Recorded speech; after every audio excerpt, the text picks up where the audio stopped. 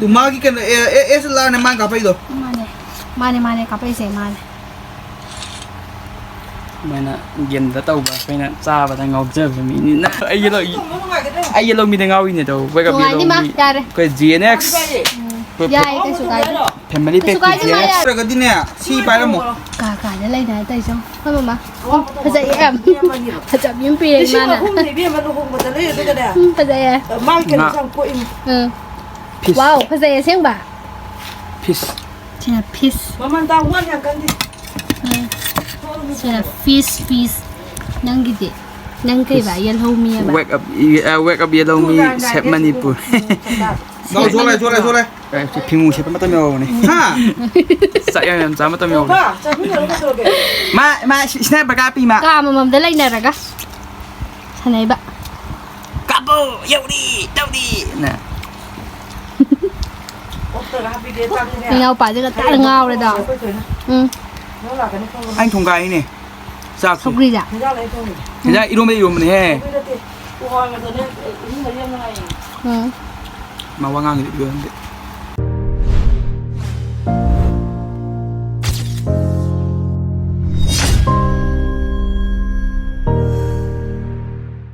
Hi, ahalo magtada mayam pumna magpui kong no khurum jari dugai gi channel sida mayam taram nok jari ngasi di ai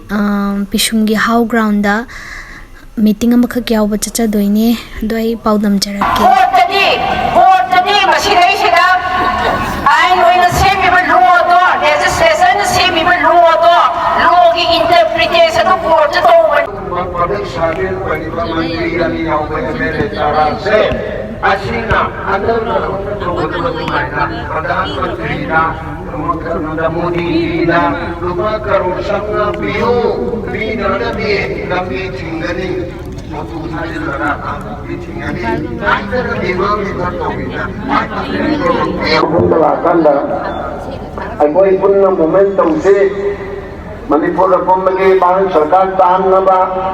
Lora Kutu Khote Pauto Aku tidak kalau komunikasi berubah, lupa antusiasme mereka. Amat semua jaga. Ayah ente, ayah wani, ayah jadi apa? Ruli lawan pun sungkamu jadi pun sudah jaga jaga. Leh, mama kamu semua kenapa sampai? Apa? Apa yang menurut saya analisa? Mama kamu menurut semua di Thouna, mama kamu siapa? Aku menunjukkan mereka dengan defense itu rasa menjadi ini. Namun him, kita tidak boleh cuma mereka menjadi suku kekeh.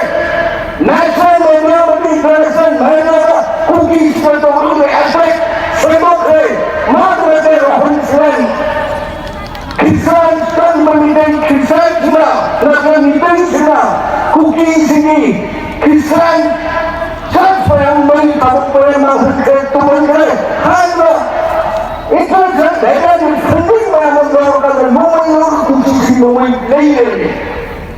masjid itu. Aku itu nama semali mama ni hai lagi berani mama ni aku belum nak jawab atau apa itu ijazah Maheshwar.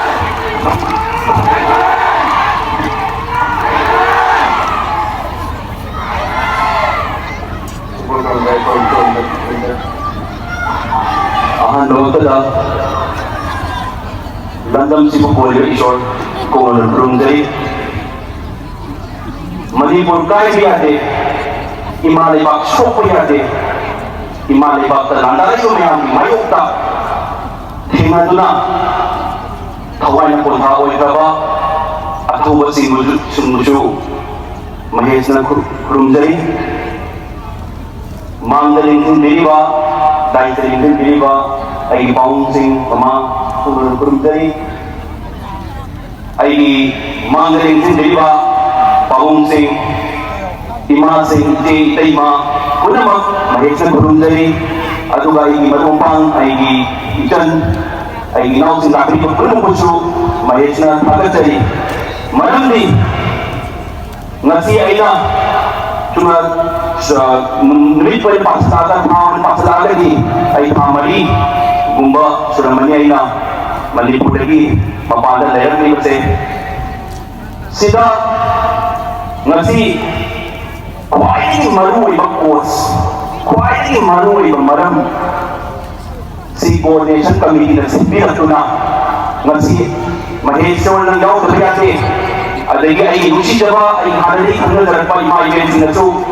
Maheshwar nang natawdari ba cause adagi mayang napakya ba cause si khwaidagi maruoiba cause ni sinang sakya dayate ay mayang kana na ngasi pukter pani kasi na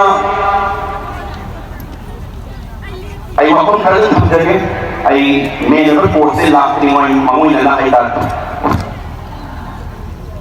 Migran na hindi away mo na po ang bilaka yan musiba ay himasing na talaga iyaman sing tawag iway ba kung tawag bilakayaw kanino kayo matanda Maheshwar nang nungay sa pamali nang ibidoy ang ule yang nungay at gusto nang nungay sa pamali sa uwi ang mali nungay sa pamali ay sabihin kayo kayo may sa uwi nun tayo nun parang huma tao libat din kung ginagawa singdo na iligan hindi singdo na ay imasing iyong may katubig iba ay tapos hindi may katubig iba ay hindi singdo reto iba tapos yung may ulo na ay sa ulo na namin yaka na namin ulo ay puro letter na dito ni ay puro letter na mi maya na isa rasi tiwala ng ubi tumi ay rasi tiwala ni ay politician ni ano ay nahadap puro kasi may tayo kandaw yan may ibang kandaw yan bukan apa ni rasi tiwala ng bukan apa natin ano na tak na nga ako siya na nga ako ay kung wala kung wala tak na kumain tak na nga ni Amy Serena ay buat may pakinin po dito na mi kay sampung kayo dito buat may pakinin ang iyong mamanda dito na kayo ay pasensor naman dito na kayo po sa ilo yung tingangoy mangoy na nakaitan buat may tingnan naman po ano kayo magtipuan buat kumata sa buwan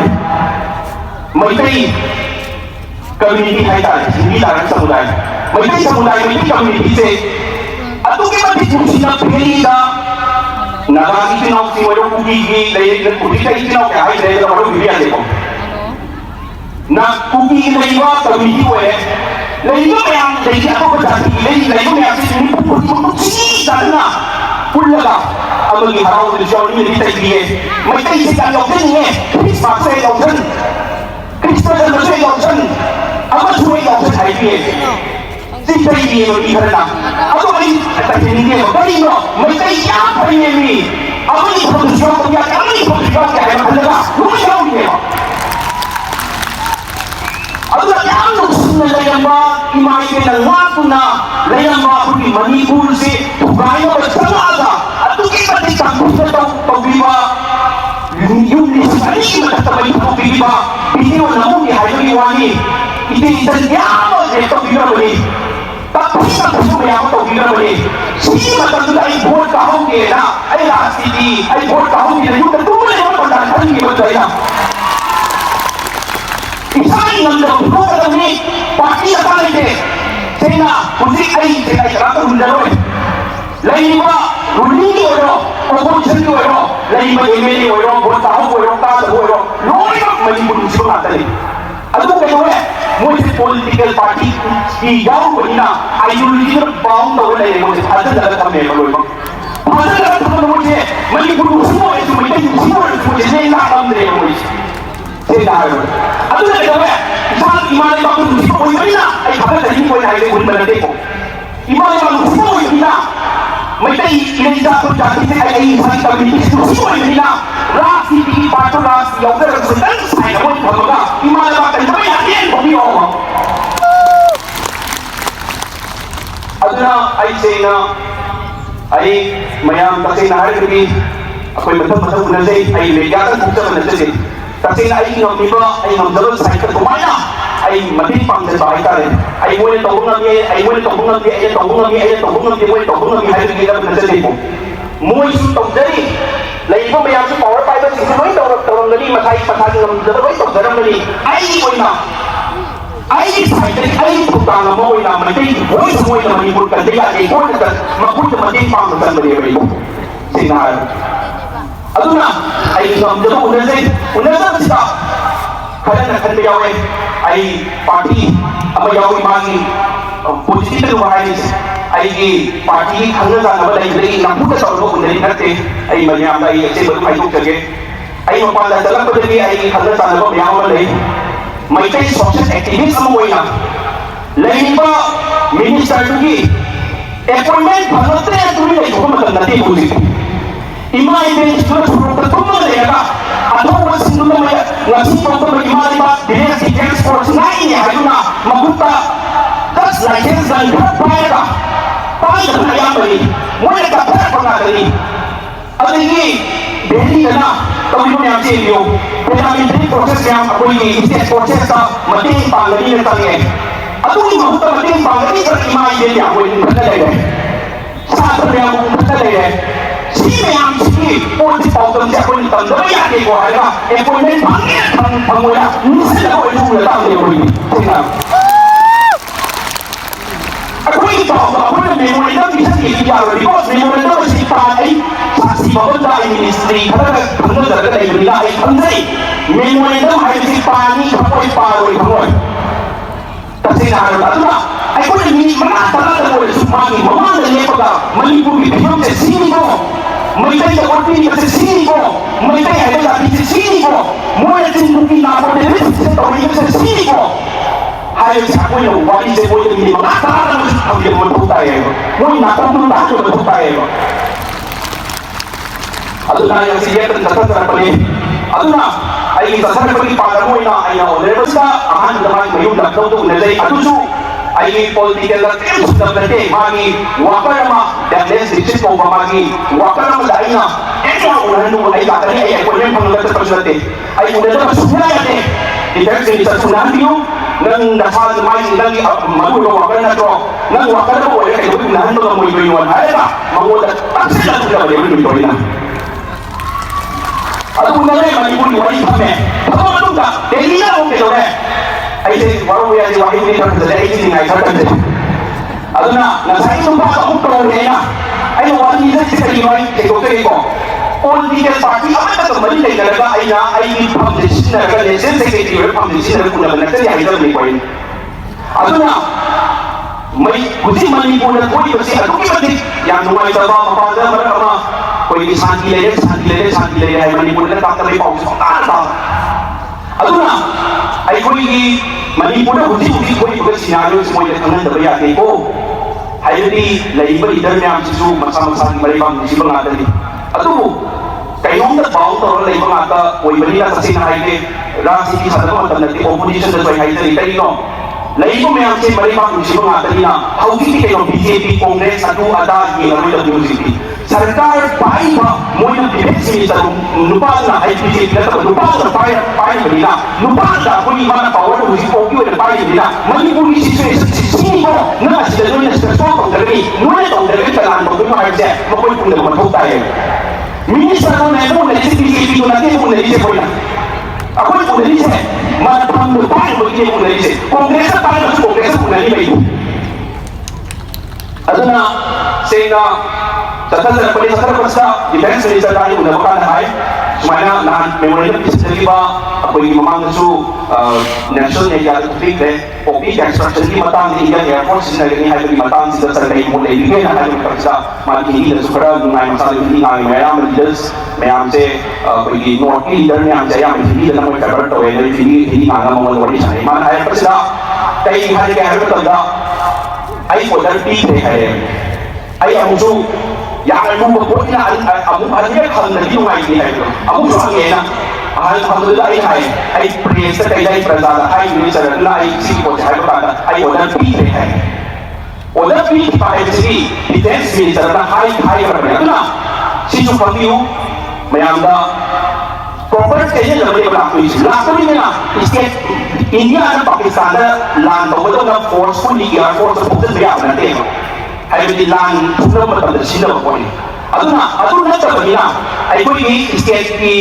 department state home department plus NCB Narcotics Control Bureau NCB department में आपसे दो जब पुणे है साले collective पवन को लेकर ना आई को ये मिशन से सक्सेसफुल हुई नहीं है aduna hojik state sarkar su yamna koi waron drug stock kowa kopi gathas pagi process andaro to gi lai bani na adu gi process ma kha sa ko ina muni tin buki na ko terrorist ke putha pada kopi so e putha pagi process ame horta akun mali burukan akun mali buda mai ye ta nambagi la to gi la di nambagi adu ma sa ke samay ho je aduna akun ye na pasi kana ho he ko mai che ka ko ma dai kasi niyo kopi sa mo ya ke bai wali kara ai sino le sama aina tan kara cabinet session supreme cabinet session ta le ba adu ka da mai tan yum thawra da bi ro le ta bi ro ta de ko adu ni hada ki mo nama lo phane mi